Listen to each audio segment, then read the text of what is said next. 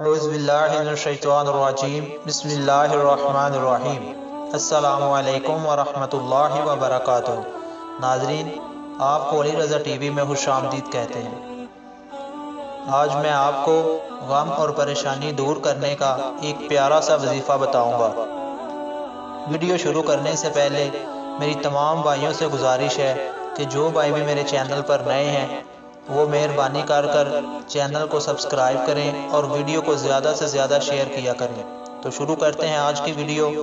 اعوذ باللہ من الشیطان الرجیم بسم اللہ الرحمن الرحیم یا حی یا قیوم برحمتک استغیث۔ حوالہ آپ نیچے دیکھ سکتے ہیں۔ حضرت انس بن مالک رضی اللہ تعالی عنہ اس کے راوی ہیں۔ ترجمہ: اے ہمیشہ زندہ رہنے والے، سب کو تھامنے والے، میں تیری رحمت کی امید کے ساتھ تجھ سے فریاد کرتا ہوں۔